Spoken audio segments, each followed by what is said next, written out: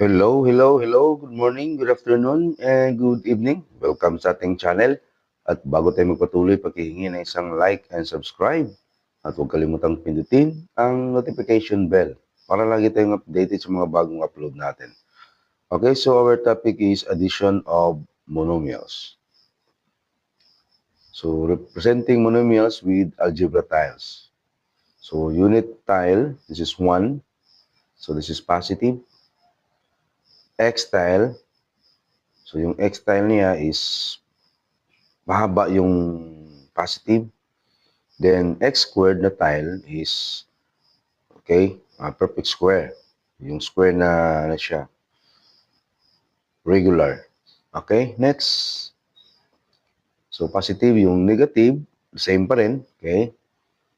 So, unit tile, x tile, tapos yung x squared tile. So, representing monomials with algebra tile, make a model for 3. So, yung model natin for 3, ayan, tatlong positive. Okay? Kapag negative 4x, so negative 4x, so apat na x. X yan ha, yung model na yan, pahaba yung x. Kapag model natin ay 2x squared, so dalawang positive na malaki, 2x squared. Okay? So, take note for that. Ngayon, apply natin yung example number 1. So, we have to add 3x plus 4x.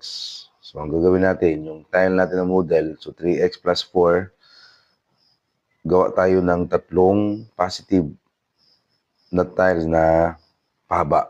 Kasi x yan, di ba? Then, plus 4x, so of course, apat din na 4x. Apat din na positive. Ayan. Then, siyempre, total natin yan. So, bilangin natin, 1, 2, 3, 4, 5, 6, 7. 2, 3, 4, 5, 6, 7. So, yung answer is 7x. Another one, another example. Negative 5x squared plus 3x squared. So, gawa tayo ng model ng negative x squared. Negative 5x squared. So, negative 5. Okay? Or 5. Then, gawa din na tayo ng model na 3x squared. Or positive 3x squared. Okay? So, positive 3x squared. So, tatlong positive. Ngayon, ang gawin natin, that is 0 pair, i-cancel natin yung, or hanapan natin ng pares or pair. So, dapat yung positive at saka negative. Magka-pares yan. Okay? So, first, yan. Second na pares, and another pair.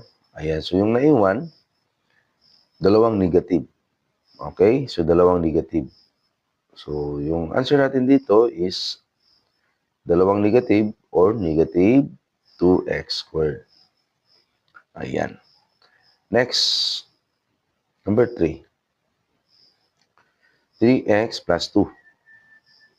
So, tatlong positive na model sa 3x at saka dalawang positive na 2. So, final answer is 3x plus 2. So, hindi natin sila pwede combine kasi magkaiba yan. Okay, next example. Negative 3x plus 2 plus 3x. So, gawa tayo ng model ng negative 3x squared.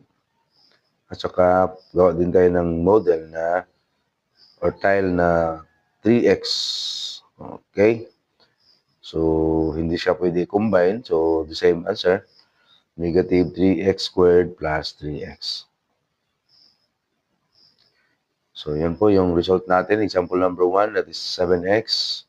So, 3x plus 4x is equal to 7x.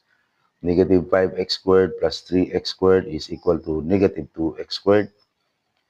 4x plus 2, so hindi natin sila pwede combine. So, that is 4x plus 2 pa rin. Example number 4, negative 3x squared plus 3x. So, same. Kopyahin na lang natin yan, negative 3x squared plus 3x. So, hindi natin sila pwede combine kasi hindi sila similar term. So, ang rule pala, only the numerical coefficient of similar terms are added. So, kapag similar term, the same yung kanilang variable, the same exponent, yun lang din ang i-add natin or subtract. Okay?